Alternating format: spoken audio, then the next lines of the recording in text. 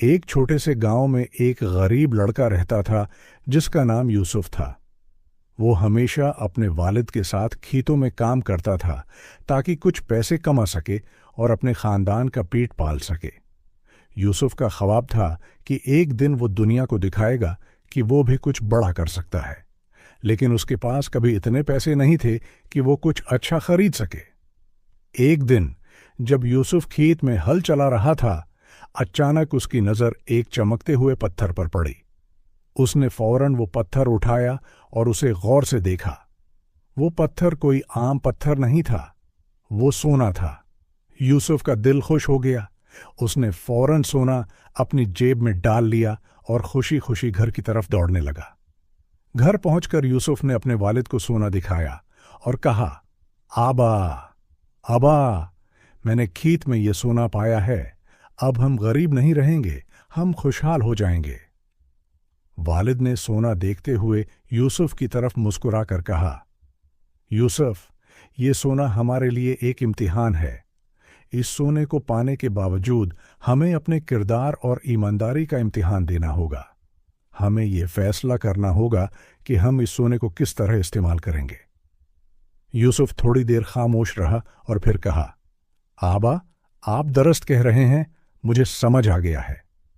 یوسف نے سونا گاؤں کے بزرگ حکیم کو دے دیا، جو بہت عقل مند اور دیانتدار شخص تھا۔ حکیم نے یوسف سے کہا، تم نے جو کیا وہ بہت بڑی بات ہے۔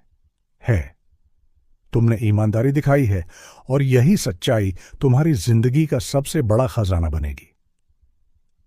چند دن بعد یوسف کے والد نے گاؤں کے رئیس سے بات کی اور وہ سونا گاؤں کے بازار میں بیچنے کے لیے لے آیا۔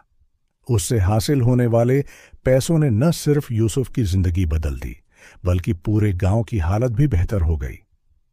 یوسف نے سیکھا کہ کبھی بھی ایمانداری سے پیچھے نہیں ہٹنا چاہیے، کیونکہ جو چیز سچی ہوتی ہے وہ ہمیشہ آپ کے ساتھ ہوتی ہے۔ ہم اس سے کیا سیکھتے ہیں؟ ہم سیکھتے ہیں کہ ایمانداری، سچائی اور اخلاقی قدریں ہمیشہ ہمیں کامیابی کی طرف لے جاتی ہیں، چاہے کچھ وقت کے لیے ہمیں مشکلات کا سامنا ہو۔ سچائی کے راستے پر چلنا ہمیشہ ہمیں ایک بہتر زندگی کی طرف لے جاتا ہے۔ آگے زندگی میں ہمیں کیا کرنا ہوگا؟ ہمیں ہمیشہ اپنی ایمانداری کو مقدم رکھنا ہوگا، اور جب بھی کوئی چیلنج آئے ہمیں اپنے کردار کی قوت پر ایمان رکھنا ہوگا۔ زندگی میں کامیابی ہمیشہ راستے بازی، محنت اور سچائی کی بنیاد پر حاصل ہوتی ہے۔ یاد رکھیں، ایمانداری اور سچائی کبھی ضائع نہیں جاتی۔ اگر آپ کو یہ کہانی پسند آئی ہو تو ویڈیو کو لائک کریں، دوستوں کے ساتھ شیئر کریں اور ہمارے چینل کو سبسکرائب کرنا نہ بھولیں۔ ایسی مزید سبق آموز کہانیوں کے لیے جڑے رہیں۔ شکریہ۔